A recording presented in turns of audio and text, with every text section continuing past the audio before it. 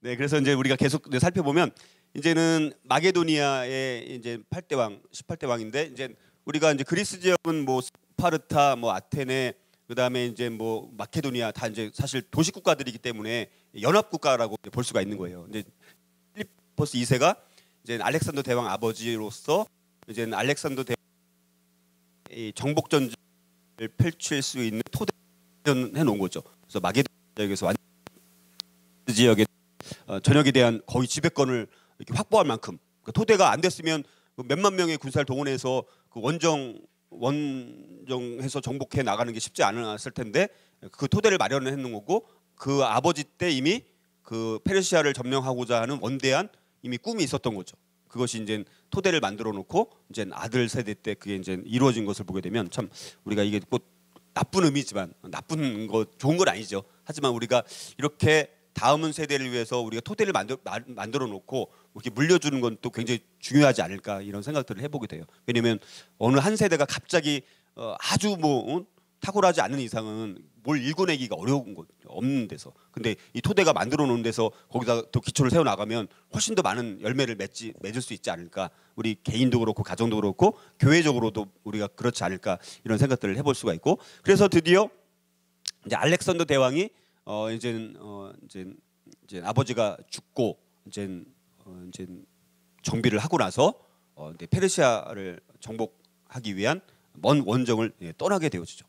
그러니까 굉장히 야망이 아주 엄청나게 컸던 사람이고 아마 이렇게 한 사람의 왕에 의해서 짧은 시간 안에 이렇게 넓은 영토를 한꺼번에 정복한 왕은 아마 알렉산더 대왕이 유일하지 않을까. 그런 면에서 굉장히 특출한 사람이고 탁월한 사람인 것은 분명히 맞고 또 이게 이제 굉장히 한번 보면 그래서 헬레니즘 그래서 이제 헬레니즘이 되죠. 이게 나중에 그건 좀 이따 살펴보고 그래서 이제 알렉산더 대왕이 이제는 BC 이제 334년 경부터 이제 정복 전쟁을 이제 원정을 떠나기 시작합니다. 이제 몇만의 군사를 이끌고 그래서 이제 그라니디쿠스라는 옛날 트로이 전쟁에 해당되었던 그 근방 지역에 이제 처음으로 여기서 이제 첫 전투에서 이제 대승을 거두게 되죠. 계속해서 이제 완전히 승승장구하는 거예요.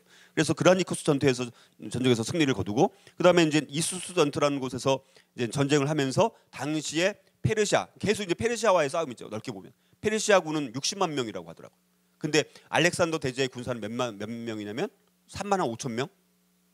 그러니까 불과 이제 그러면서 이제 알렉산더 대왕은 이제 3만 5천으로 시작을 했지만 계속해서 이제 정복을 하면 거기에 있는 사람들까지 이제 흡수해서 이제 군사 수는 점점 늘어나겠죠. 점점 이렇게 어쨌든 이수스 전투에서 대승을 또 거두게 돼요. 그래서 다리오 3세 당시 페르시아 황제는 다리오 3세였는데 다리오 3세가 이제 완전 패전해서 도망갈 때 쫓아갔으면 아마 잡았을지도 몰라요. 근데 이제 거기서 쫓아가지 않고 일단은 거기서 다시 재정비합니다. 그러니까 알렉산더 대왕도 너무 무리하지는 않았던 거죠. 굉장히 젊은 나이에 매우 똑똑했던 사람인 것은 분명히 많고 또 거기다가 이 사람은 아리스토텔레스 스승이 누구예요? 아리스토텔레스. 우리가 알고 있는 그 유명한 아리스토텔레스로부터 가정교육을 받은 거예요. 최고의 가정교사로부터 교육을 받았기 때문에 머리도 뛰어났고 여러 면에서 이제 굉장히 특출한 사람인 거죠. 그래서 이수스 전투에서 대승을 거두게 됩니다. 그러니까 이제 완전히 이제 페르시아는 그 겁에 이제 겁먹게 되는 거죠. 그리고 나서 이제는 어디를 점령하냐면 이제 그 두로 우리 성경에 나와 있는 시돈과 두로 그다음에 가자 지역 자 이런 데를 점령하는데 처음에는 먼저 이제 전령을 보내는 거예요. 우리가 지나가니까 길을 터주고 너희들이 항복하면 살려주겠다. 근데 거부하면 어떻게 되는 거야? 바로 정복하는 거죠. 그리고 항복하면 그냥 항복해서 나름대로 자치권을 또 주기도 하고 그러니까 굉장히 나름대로 알렉산더 대왕이 굉장히 지혜롭고 뛰어난 사람인 거예요. 그러니까 그렇게 많은 땅을 정복하면서도 거기를 계속해서 평정해 나가면서도 거기서 또 반란이 일으키지 않도록 뭔가 다 조정을 해놓고 장치를 만들어 놓고 계속해서 동쪽으로 계속해서 이제 가는 거예요. 근데 이제 그게 결국은 거기에 해당되는 지역이 이스라엘도 있는 거 아니에요, 그렇죠? 결국은 그 동쪽과 남쪽까지 다 점령을 하는 거니까 심지어 애굽까지 이미 애굽은 벌써 점령을 했어요. 요 332년 요 전에는 애굽까지 정복을 한 거예요. 이집트까지 정복을 한 거예요. 이제는 남쪽으로 계속해서 정복을 해 나가면서 이제는 이스라엘을 향해서도 이제는 미리 이제 이제 식민지였지만 거기 이제 대표되는 사람한테 이제 우리가 지나가니까 너희들 페르시아 이제 거기 순종하지 말고 이제 우리 그리스를 너희들 이제 복종해서 이제 복종하면 내가 너희를 살려주겠다 이렇게 했는데 이제 이스라엘이 이제 거기 뭐 거부를 한 거죠. 그래서 이제 근데 거부를 했지만 이제 결국은 이스라엘까지 예루살렘까지 와서 이제 정복했을 때 그 당시에 이제 대제사장이 있었습니다. 근데 대제사장이 처음에는 거부했지만 이제는 이러다 다 죽게 생겼으니까 안 되겠다 싶으니까 알렉산더 대왕 올 때 이제는 대제사장복을 다 입고 이제는 알렉산더 대왕이 이제 예루살렘에 이제 점령을 하러 왔을 때 이제 그거를 이제는 뭐라고 해야 될까? 길을 터주고 이제는 알렉산더 대왕을 이제 받아들이게 된 거예요. 근데 이제 그러면서 그 당시 이스라엘의 대제사장이 이제 뭐라고 얘기하냐면 당신이 정말 다니엘 선지서 이야기를 하면서 여기 이렇게 나오는 바로 그분이 알렉산더 대왕이다. 이렇게 이제 뭘 한 거예요. 칭찬을 한 거죠. 그랬더니 이제 알렉산더 대왕이 기분이 좋아요, 안 좋아요? 그래 좋은 거죠, 나름대로. 물론 괘씸했죠. 처음에는 그 복종을 안 했으니까. 그래서 이제 점령하러 이제 간 거 아니에요. 점령을 하고 나니까 이제 성경에 나오는 인물이 자기라고 이제 대제사장 얘기를 하니까 대제사장이 그래가지고 유대인들에 대해서 상당히 호의적인 입장을 가지고 상당히 이제 존중을 해주고 이제 했다는 그런 역사 기록에 보면 알렉산더 대왕 때 그다음에 그 초기 시대만 해도 이스라엘이 상당히 우호적인 그리스 제국으로부터 이렇게 이제 지배를 받는 그런 거가 이런 영향이 있었다는 것이고 그리고 아마도 어쩌면 알렉산더 대왕이 성경을 다 믿지는 않았지만 당시 대제사장이 말했던 그 다니엘이 예언했던 당신이라고 했을 때 그것이 성경 때문에 믿은 건 아니지만 자기는 나름대로 이제 거기에 대한 인정을 한 거죠. 그런 면에서 이제 우리가 성경을 믿은 사람은 아니지만 어쨌든 그래서 이제 이스라엘이 좀 더 그리스 제국으로부터 좀 우호적인 그런 이제 취급을 받았던 그런 이야기가 여기 있고요. 자, 그래서 요 이제 332년에 이제 예루살렘을 정복한 거죠. 이제 그리스 제국이 이제 페르시아 바사의 제국으로부터 바사는 아직 멸망은 안 당한 거예요. 그래서 지금 이제는 이제 그리스 제국이 이제 이스라엘을 점령을 하게 된 거죠. 이제부터는 누구의 영향을 받는 거예요? 헬라 제국의 영향을 받게 된 거죠. 자, 그래서 요 시기에 약간 다시 또 정리를 하면 알렉산더 대제의 영향을 받게 되어지고 BC 332년에 그러니까 예루살렘에 들어온 것이죠. 그리고 302년까지는 헬라 제국에 굉장히 아까 말씀드렸던 혼란기가 있게 되고 그다음에 프톨레미 왕조 통치를 하고 그다음에 셀류쿠스 왕조가 이제 통치하는 요 순서대로 이제 그리스 제국의 이제 이스라엘이 영향권 안에 들어가게 된 시대 우리가 이렇게 이때부터 자 그래서 이제 아까 다시 뭐 설명드렸지만 그리스 제국이 이제 페르시아를 거의 점령하면서 이집트까지 해서 다 완전히 평정을 시키게 되죠.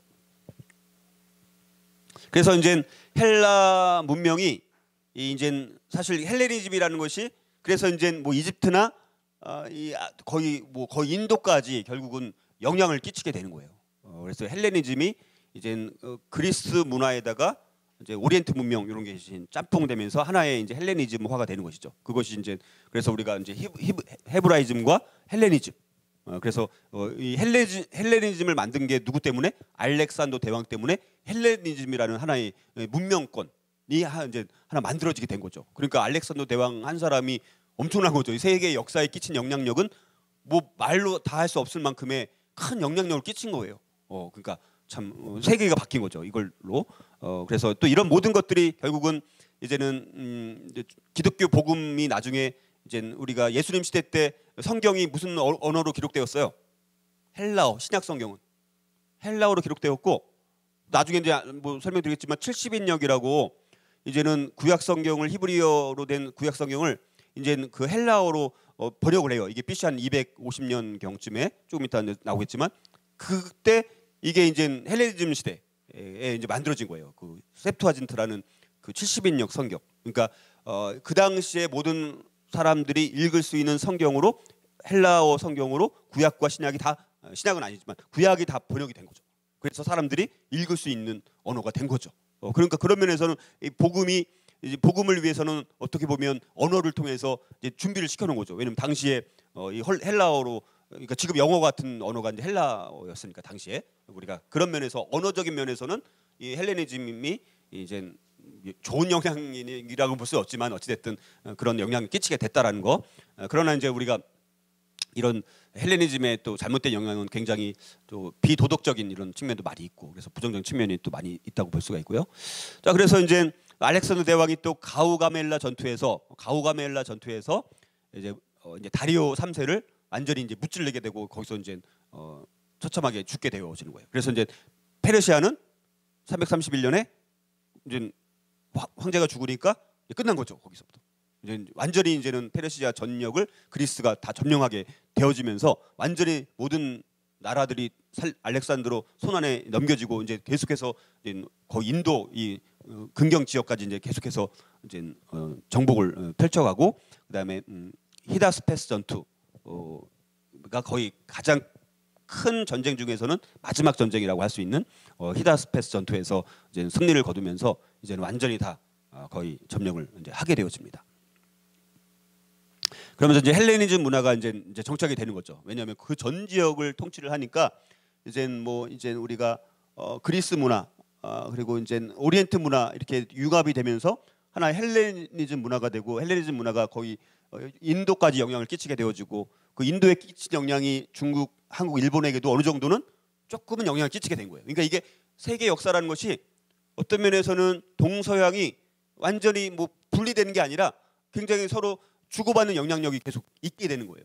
그래서 이게 서양의 영향이 이제 결국 나중에 이 아시아까지 오게 되는 거고 이것이 발전이 돼서 로마 문화가 되는 거예요. 로마 문화는 기본적으로 그 헬레니즘을 뿌리로 해서 만들어진 게 로마 문명. 로마 문명이라고 하지 않는 거예요. 왜냐하면 문명 안에 넓게 보면 로마 문명도 포함이 되는 거예요. 왜냐하면 그 뿌리가 그러니까 로마 그리스 제국이 무너지고 로마 제국이 이제 제국을 만들었을 때도 이미 헬레니즘화가 다 된 거예요. 그러니까 로마 제국이지만 로마 문명이라고 하지 않고 헬레니즘 문명이라고 하는 거예요. 왜냐하면 헬레니즘 문명을 그대로 이어받은 거기 때문에. 그래서 우리가 그래서 이제 헤브라이즘과 헬레니즘 거의 두 개로 우리가 서양 사상의 뿌리를 두 개로 요약하면 뭐예요? 헤브라이즘과 헬레니즘이 되는 거예요. 뭐 로마 문명 이런 말 우리가 사용하지 않잖아요. 그렇죠? 헬레니즘. 그래서 우리가 헬레니즘화가 된 거고. 그러나 아까 말씀드렸던 것처럼 알렉산더 대왕이 죽고 나서 이제 제국이 분열됩니다. 323년경에. 그래서 이제 여기 보면 뭐 이제 여기가 이제 프톨레마이오스 왕조. 이쪽 이집트 지역을 프톨레마이오스, 톨레미 왕조. 그다음에 여기가 셀류쿠스 왕조. 이거 상당히 넓은 지역이 셀류쿠스 왕조. 그다음에 이제 이쪽에 이제 여기 파란 지역과 여기 이제 분홍 색깔 여기가 또 다른 통치자들이 통치하면서 크게 4개 정도로 이렇게 이제 나눠지게 됩니다. 그래서 이제 제국이 분열되면서 이제 서로 간에 헬레니즘이라는 넓은 바운더리 안에서 서로 간에 이제 정복 땅을 더 확장시키기 위해서 서로 간에 경쟁을 하는 것이죠. 근데 이것이 시간이 지나니까 어떻게 되는 거예요? 완전히 그리스적인 것에서 헬레니즘화가 되는 거예요. 왜냐하면 그 지역 이집트에 있는 이 프톨레마이오스의 왕조는 이집트의 영향을 받게 되어지고 이 페르시아 지역의 왕조는 셀주쿠스 왕조는 또 뭐 그 전에 페르시아라든가 이런 것들이 하나로 이제 합쳐지면서 나름대로 또 가치관이 만들어지고 이제 섞이게 되어지는 것이죠. 그래서 이제 이들이 이제 어쨌든 결국 계속 가는 게 아니라 결국 무너지게 됩니다. 결국은.